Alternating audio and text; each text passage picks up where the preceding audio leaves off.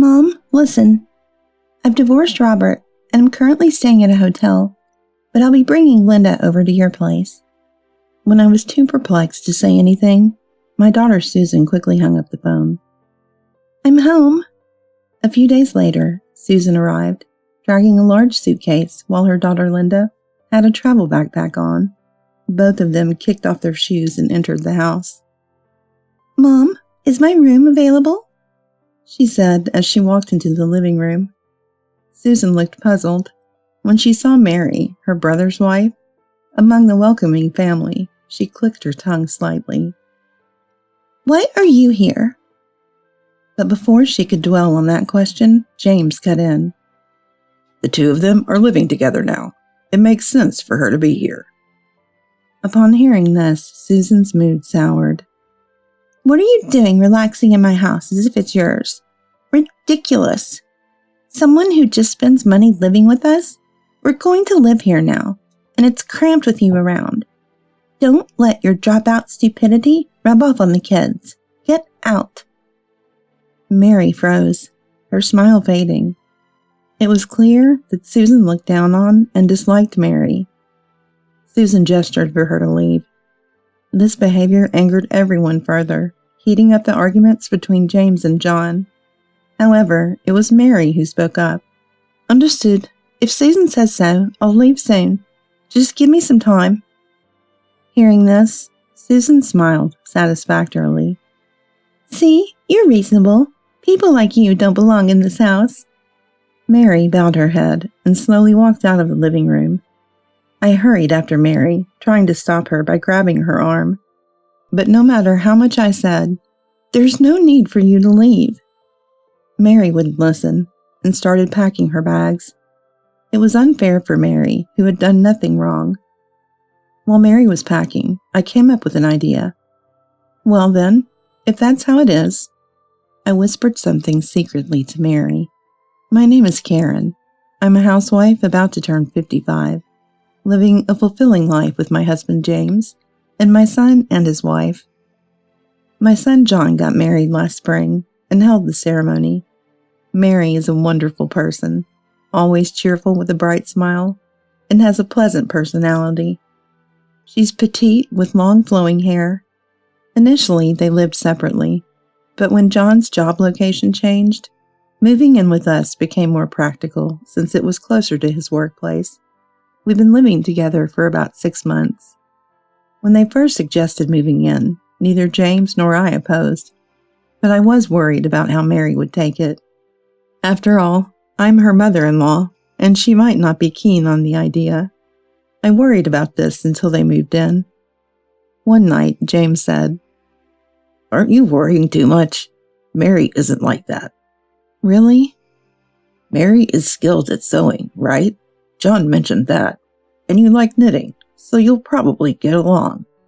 James optimistically said this and sipped the coffee he made. Indeed, having common interests might help us bond faster, so I looked forward to their moving day. On the day they arrived, John was off work, and they came with a moving truck. We're here to cause trouble. Oh, this is for you. As soon as she arrived, Mary handed over a package of sweets. Surprised, I opened it to find an assortment of famous confections. You didn't have to go to such trouble. No, I had to bring something. We'll be inconveniencing you. Inconvenience? Not at all. The house is small, but please make yourself at home. Thank you. After that day, we were both a bit stiff and nervous for about a week. But as we talked about knitting, we warmed up to each other.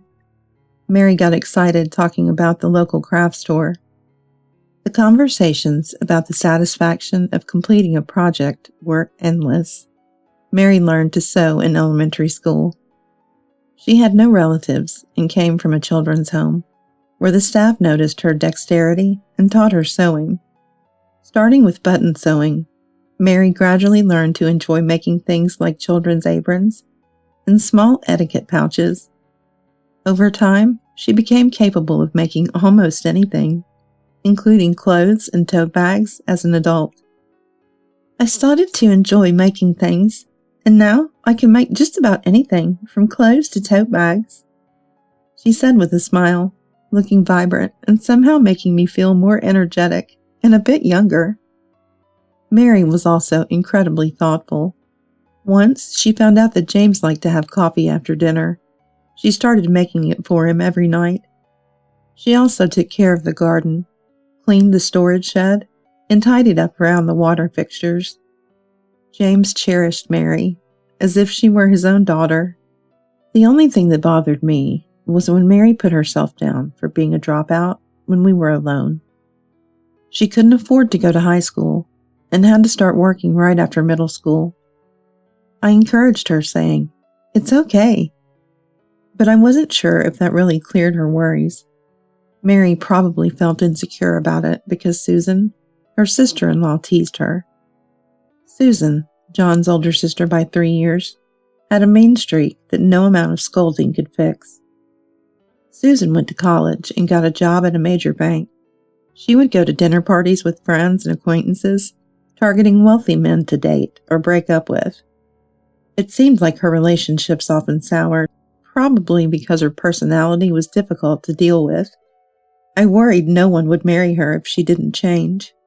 But that worry was unnecessary when she introduced her fiancé a few years ago.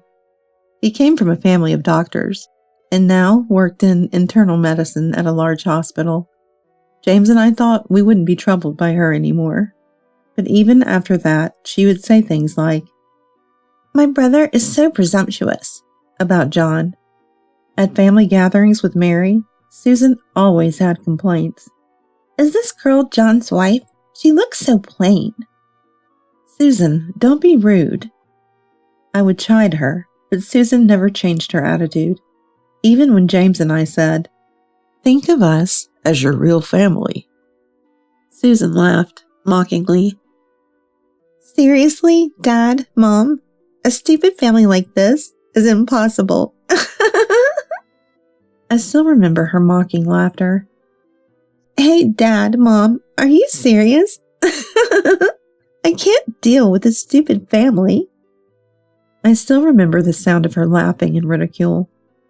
Susan kept calling, bragging about going on an overseas trip, and eating gourmet food, and getting a designer bag as a gift, showing off her wealth. There's a child named Linda, my granddaughter, who also tends to brag. I thought it might be better to correct this bragging habit, but whenever I tried, "Don't meddle in our parenting," she would snap, leaving me helpless. Susan was a troublesome daughter. One sunny autumn day, accustomed to life with John and the others, I got a call from Susan. Another boast, I suppose. I'm so tired of it. Muttering in annoyance, I answered the phone, only to hear Susan crying. "Mom, listen, I got divorced. I'm staying at a hotel right now, and I'm coming over with Linda." But... "Please, bye." Before I could say anything, Susan hung up. Despite her request, there was no room available, leaving me wondering where to welcome them. I cleaned up my room that day, cleared out half the closet, thinking it'd be cramped, but they had to stay here. As I was tidying up, Mary returned from shopping, surprised at what I was doing. "Why are you emptying your room?" "Susan and Linda are coming back. She's divorced now. Since there's no room, they'll use mine." "What? So where will you sleep?" "I'll make room in my room, so sleep there." "What are you saying? You need to take care of yourself now. I'll sleep in the living room." A few days later, Susan and Linda, unaware of anything, returned. "We're home." Susan dragged a large suitcase, and Linda carried a travel backpack. Both of them kicked off their shoes and entered the house. "Mom, is my room available, huh?" Entering the living room, they found me, James, John, and Mary just enjoying a family moment. Seeing Mary, Susan clicked her tongue softly. "Why are you here?" But before she could continue, James intervened. "Susan, These two are living with us now. It's only natural. Besides, Robert told us everything about your situation. In the days that followed, while preparing the room, we also contacted Robert to understand the reasons behind the divorce. The reasons were surprising to both me and James. Susan, you were in charge of your husband's wallet, spending lavishly on trips abroad and designer bags, leaving most household chores to his service. Susan looked uncomfortable. He even doubted whether those trips were really just with Linda, suggesting you might have been with friends. Huh? What now? I'm tired from the divorce, and coming back here, I don't want to hear this. I have a room, right? Susan sighed heavily, ready to take her suitcase upstairs. Me and James stopped her. Wait a minute. Let's finish this conversation. Tell us the truth. There's no truth. It's all lies from him. I went on trips with friends and Linda was there. It's just spending a little money. It's not just a little. The thing is. Watching this, Mary stepped in. Her hair swayed uneasily. James, let's leave it at that. We can talk some other time. Susan must be tired. Please, go to your room, Mary said with a smile. Knowing Susan didn't think highly of her, preferring to avoid any involvement, but chose to diffuse the situation, touching my heart with her magnanimity. Yet Susan's face grew even more distressed. What, making yourself at home? Living with someone who squanders money? Now that we're here, it's cramped because of you. Stupidity spreads to the kids. Get out. Mary was taken aback by the harshness and the words, her smile fading. James, John, and I couldn't help but respond angrily to Susan. Susan, apologize to Mary. What a terrible thing to say. It's awful. Mary isn't stupid, nor does she just waste money. I hate being around such idiots. Susan waved her hand, showing the back of it as if to say go away. James and John became even more incensed at her actions. We never agreed to you coming back in the first place. Do you understand that? But this is my parents' house, so it's natural for me to come back. This may be your parents' house, but coming back like this is unbelievable. Sis, how do you plan to cover living expenses? You quit your job, right? Well, yes.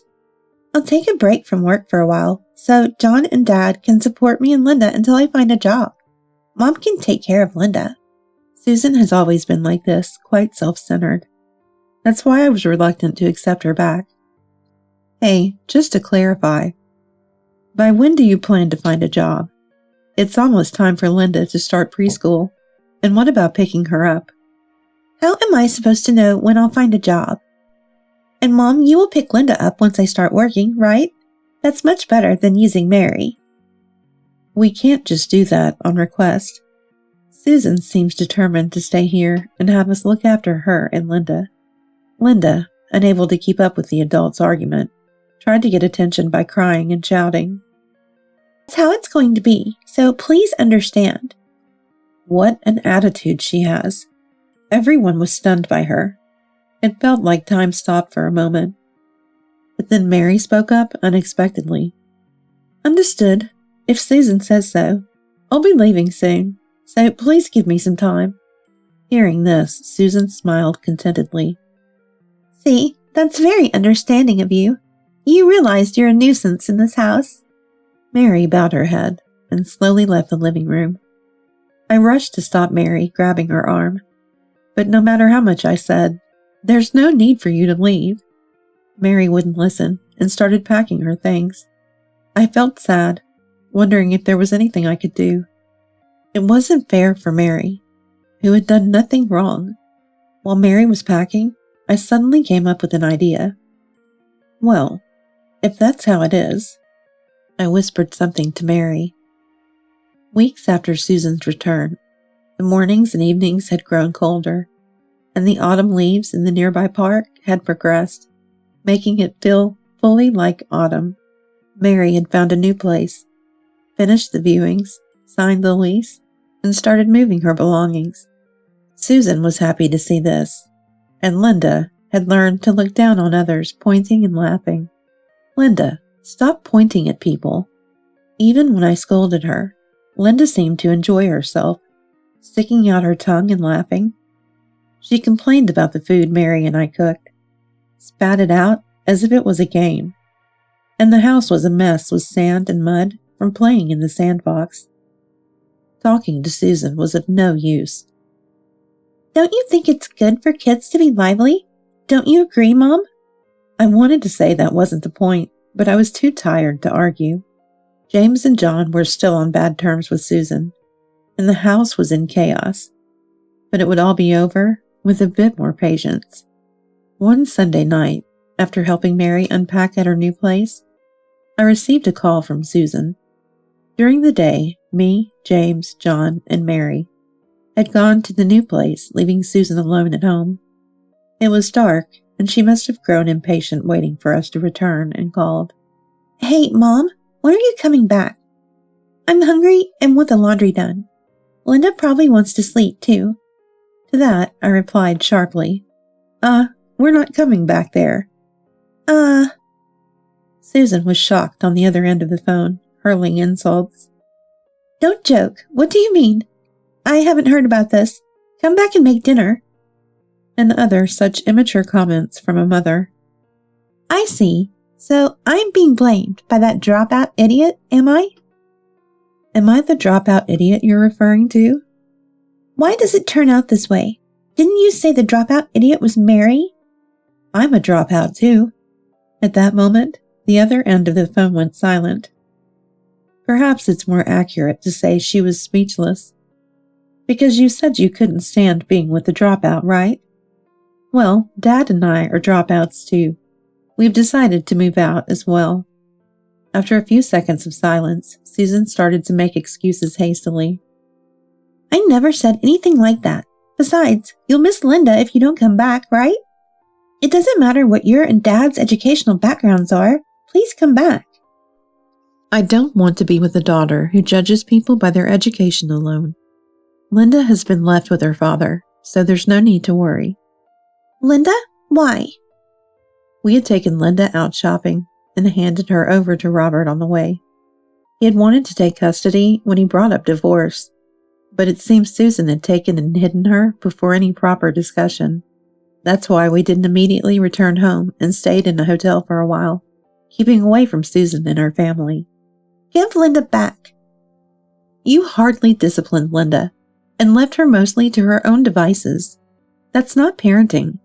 She deserves a proper education and a proper family. I hung up the phone as Susan continued to scream. Despite her multiple calls afterward, I set my phone to ignore her calls and put it down. When I looked up, I caught Mary's anxious gaze.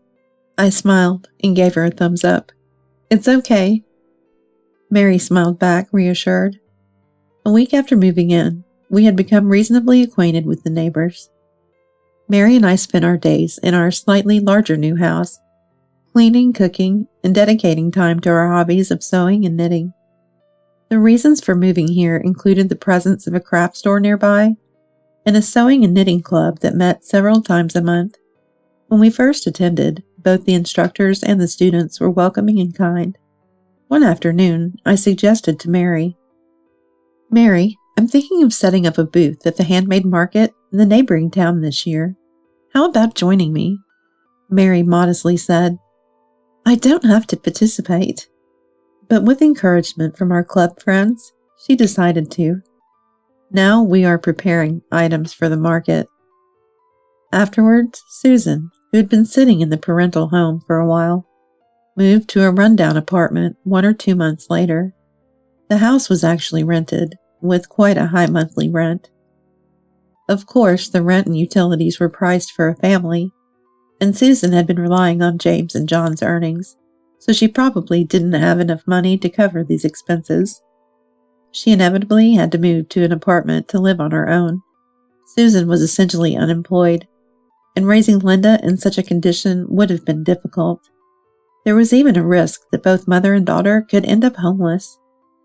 Initially, it was a bit hard to separate Linda from her mother, but given how things turned out, It seems it was a good decision to leave her with Robert. I thought we wouldn't be bothered by Susan anymore. But recently, a letter from Robert arrived, surprising both me and James. It revealed that the child support paid by Robert for Linda was actually being spent on nightclubs. Knowing Susan's spending habits, Robert had hired a detective to ensure the child support was really being used for Linda. Reading that letter, I recalled how Susan would sometimes leave the house after returning to the parental home. For job hunting, or to dine out with friends, and sometimes not return until morning. It was clear that she had been out having fun, but I wondered where the money for such activities had come from. I had never imagined she was actually going to those kinds of places and spending the night drinking. Part of me wanted to believe in my own daughter. The letter continued, stating that after learning the truth, Robert intended to sue Susan for damages. From the date, it seemed that payments had already started. I hadn't heard anything from Susan, but even if I did, I couldn't sympathize or lend her any money. Due to Susan making such significant payments, Linda's custody was considered difficult for her and was transferred to Robert. I felt a bit relieved, thinking that in a doctor's family, she would be properly educated and disciplined. Above all, my impression of Robert was that he was a very gentle young man who loved children. Though I hardly see Linda now, she must be living without any discomfort. While thinking about how to reply to the letter, just as my pen stopped moving, Mary brought in some coffee. Karen, I've made some coffee. Oh, thank you so much. As I sipped the warm coffee, more thoughts about the letter came to mind, and I smiled a little. What's up? I was thinking about what to write next. I wrote about how the four of us are living happily together, not in contact with Susan, among other things. But there's one more thing I need to write about. That is, about the baby in Mary's belly. When we thought everything had settled down after the move, Mary's health took a turn, and a hospital visit revealed she was pregnant. She was about 3 months along, and her belly is starting to show a little. Though we don't yet know the gender, the thought of a new family member brings us indescribable joy. Mary is enthusiastic. I'll make clothes for the baby. And I'm planning to knit hats and socks. I included that in my letter. Please take care not to overdo it. Take good care of yourself. Mary, looking down and stroking her belly, said, I wonder if I can be a good mother. I've thought the same thing, but it'll be fine. The baby in your belly will grow and be born healthy. They'll wear the clothes you make, so don't worry. I reassured her gently, as if speaking to my own daughter. Yeah, you're right. Mary nodded slowly, shedding quiet tears, but I pretended not to see. The handmade market is approaching fast. The theme for the market is Christmas gifts. We've already received the most irreplaceable and wonderful gift of all.